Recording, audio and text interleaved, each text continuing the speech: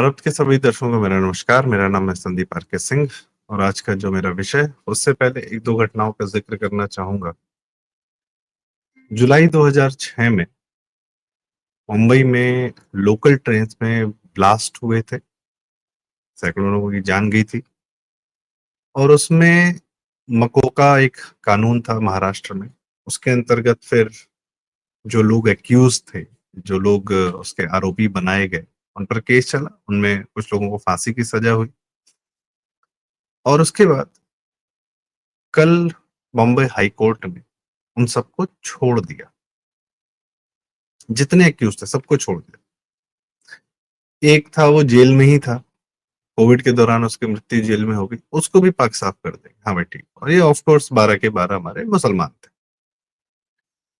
तो lower court ने, अच्छा, आधार क्या बनाया छोड़ने का बॉम्बे हाई कोर्ट ने, कि लोअर कोर्ट ने बहुत ज्यादा एंटी टेररिज्म स्क्वाड के द्वारा प्रस्तुत किए गए जो एविडेंसेस थे उस पे बहुत ज्यादा भरोसा कर लिया और इन लोगों ने खुद कन्फेशंस भी किए थे कि हाँ हमने यह किया।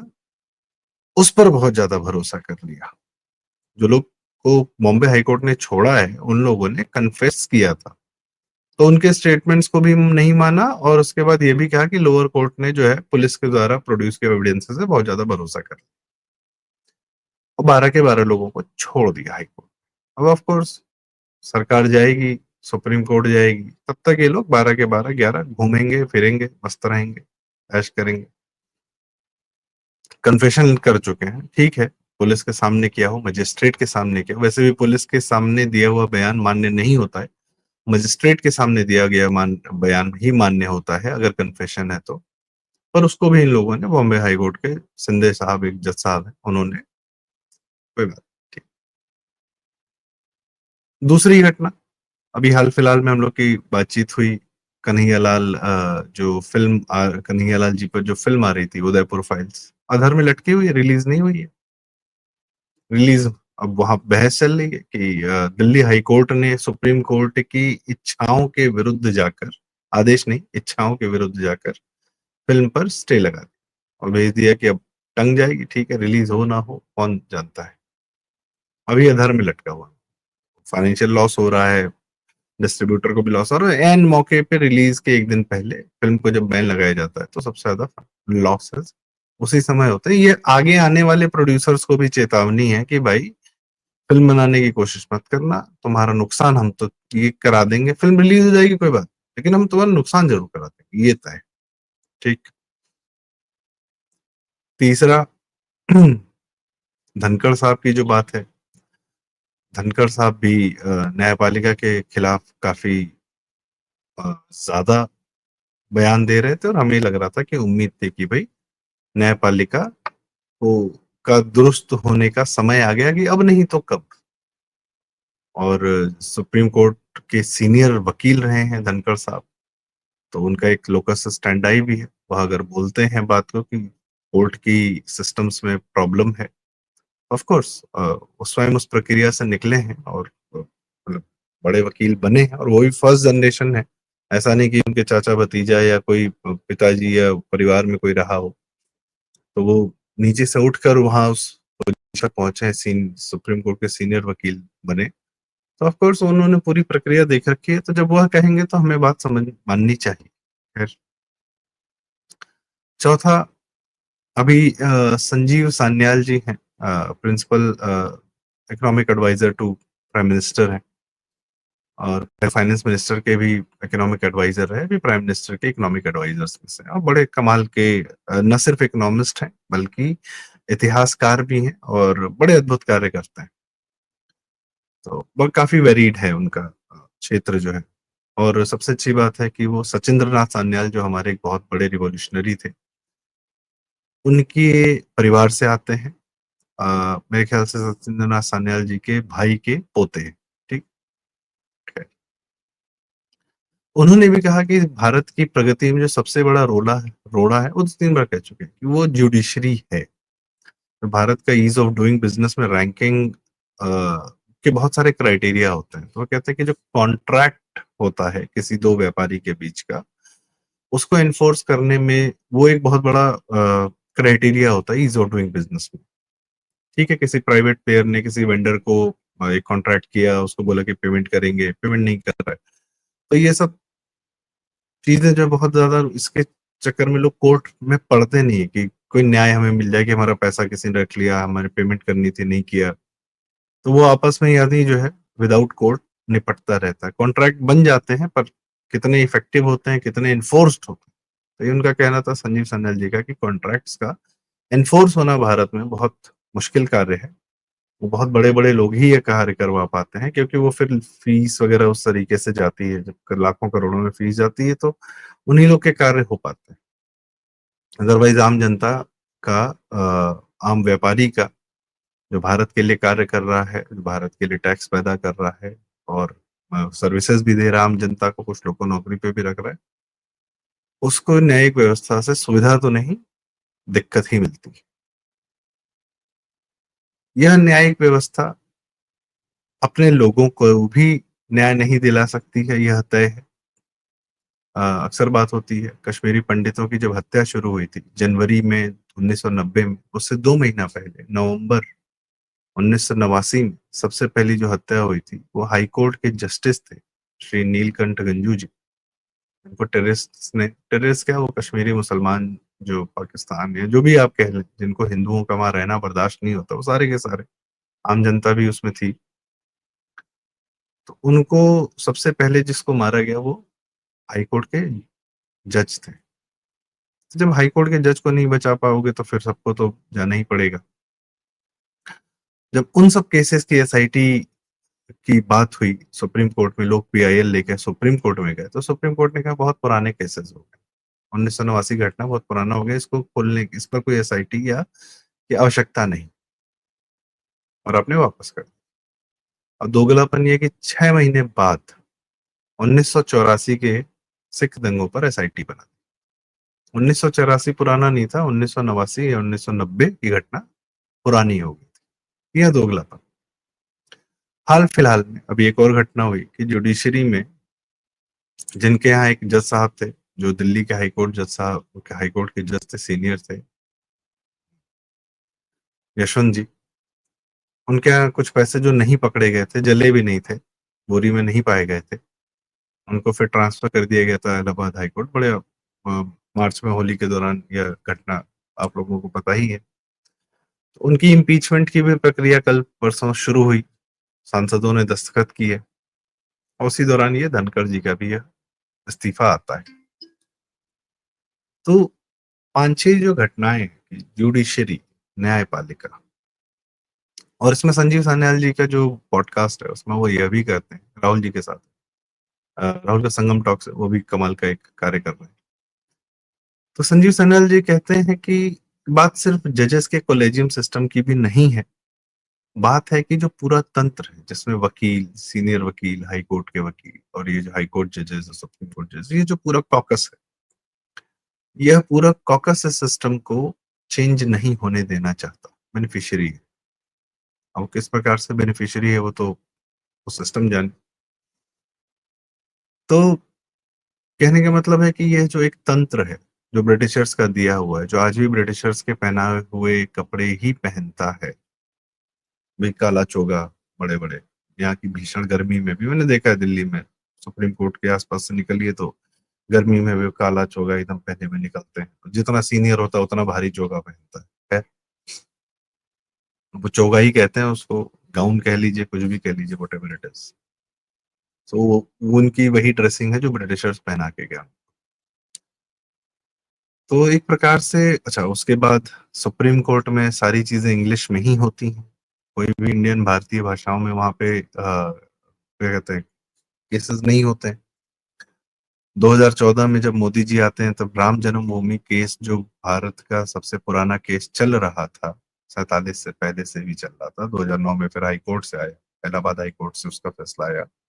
उसके बाद 2014 तक उसकी सुनवाई नहीं हुई, तो पहली शर्त ये थी कि भैया सारे कागज हमको इंग्लिश में ट्रांसलेट करके दिए जाए। तो अखिलेश यादव ने 3 साल वो उसमें बैठा रहा, फिर 2017 में योगी जी आए, तब उन्होंने सारे डॉक्यूमेंट्स ट्रांसलेट करा के सुप्रीम कोर्ट के पास पहुंचाए और 2019 में फैसला आ गया, नवंबर 2019। मतलब सबूत सारे फेवर में थे, ट्रांसलेशन का वेट हो रहा था 4-5 साल 10 साल से। खैर 2009 में ही केस जा चुका था सुप्रीम कोर्ट। 2019 में फैसला आया, 2017 में सारे डॉक्यूमेंट्स श्री राम जन्मभूमि के केस के अवेलेबल कराए गए सुप्रीम कोर्ट को, ट्रांसलेट करके इंग्लिश में। 80,000 पेजेस थे, कुछ पुराने थे ना। 1800 जो अभी राज्यसभा में मेंबर बनी है डॉक्टर मीनाक्षी जैन जी, तो अद्भुत इतिहासकार हैं जिनके कई सारे वीडियोस आप देख सकते हैं सर्च करके। राम जन्मभूमि पर भी उन्होंने पूरा डिटेल्ड उनका एक काम है कि ये केस कैसे कैसे चला, तो उस केस की पूरी हिस्ट्री पर उनका बहुत अच्छा काम, आप उनके वीडियो जरूर देखिएगा। तो कहने का मतलब है कि 2 साल में वो केस निपट गया और सुप्रीम कोर्ट पे बैठा रहा कितने साल तक, अब क्या कहा, 10-10 साल तक बैठा। और इस प्रकार से हम इस न्याय तंत्र को देख रहे हैं कि ये भारत का गला घोंट रहा है। क्योंकि ये सिर्फ ऐसा नहीं है कि जो केसेस वहां पहुंचते हैं उसी से डिले हो रही है, या न्याय तंत्र में 5 करोड़ केस पड़े हैं, 3 करोड़ केस पड़े हैं, लोअर जुडिशरी में पड़ा है, हाई कोर्ट में पड़ा है, या आपस में कैसे पोस्टिंग करते हैं या एक दूसरे की सिलेक्शन कैसे करते हैं। Of course there is no criteria high court, chief court या सुप्रीम कोर्ट के जज बनने का या सीनियर वकील बनने का, वो सब आपस में नेटवर्क बाजी से हो जाता है।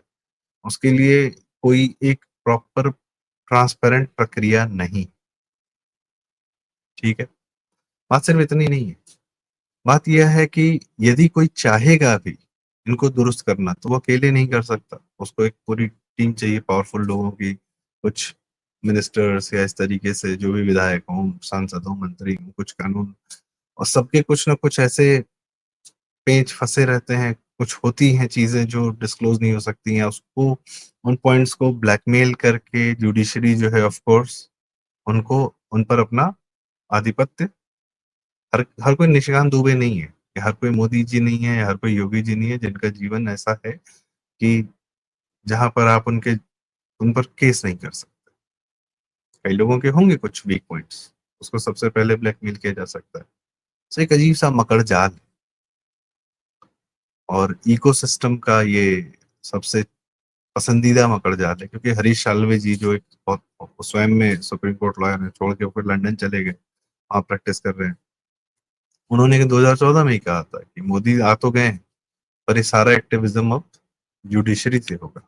जुडिशरी राह में रोड़ा है भारत के, कि जुडिशरी इंडियन जुडिशरी, उसको उस शहर के नाम बदल जाते हैं लेकिन वो हाई कोर्ट के नाम नहीं बदलते। मुंबई का नाम मुंबा देवी, जो वहाँ की देवी है उस जगह की, उनके नाम पर मुंबई रखा गया, वो है आज भी बॉम्बे हाई कोर्ट है। प्रयागराज, तीर्थराज प्रयागराज नाम वापस रखा गया इलाहाबाद, लेकिन अकबर के रखे हुए इलाहाबाद पर ही इनका इलाहाबाद हाई कोर्ट चल रहा। चेन्नई वाला मेड्रास हाई कोर्ट है। इसी प्रकार से ये अपना कार्य, इनको अपनी वही कॉलोनियल मानसिकता में जीते। इनके बच्चे बाहर पढ़ते हैं, ऑक्सफोर्ड से पढ़ के आते हैं, तो समझ में आता है कि भारतीय कानून पे प्रैक्टिस करने के लिए आपको ऑक्सफोर्ड में अमेरिकन लॉ पढ़ने की जरूरत है। सॉरी, ऑक्सफोर्ड आपका यूके का है, फिर हार्वर्ड से अमेरिकन लॉ, वहां बाहर से उस देश का लॉ पढ़ के आ रहे हैं। साइंस तो है नहीं, लॉ है ना, law is country specific.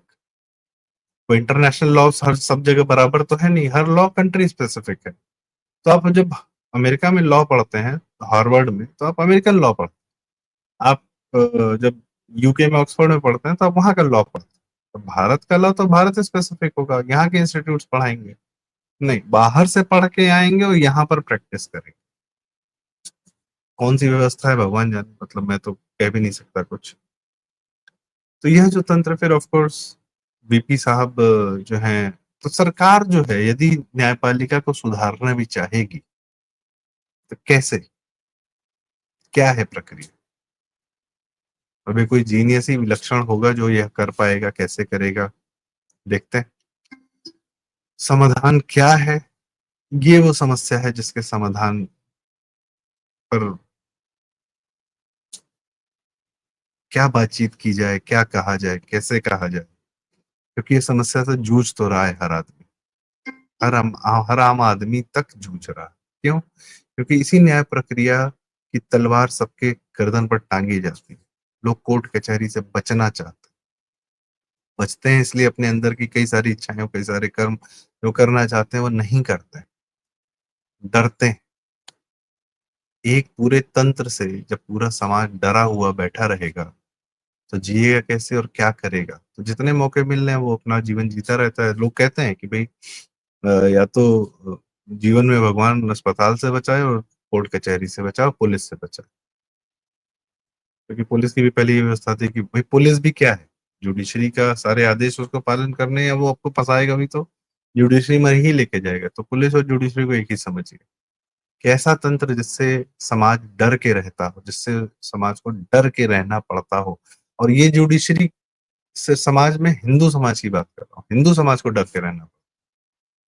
Kashi Vishwanath का जो केस चल रहा है, काशी विश्वनाथ का तो नहीं, ज्ञानव्यापी जो ढांचा है उसका केस चल रहा है, सर्वे हो चुका है, वीडियो दिख चुका है हमें, हाईकोर्ट बैठी हुई, विष्णु शंकर जैन जी, हरिशंकर जैन जी जूझ रहे हैं, लड़ रहे हैं, भिड़ रहे हैं। संभल का सर्वे, ईदगाह का, मथुरा का, ऐसे ही हमारे तमाम कई सारे मंदिरों का, हिंदुओं के फेवर वाले जो केसेस हैं उनसे उनको कोई मतलब।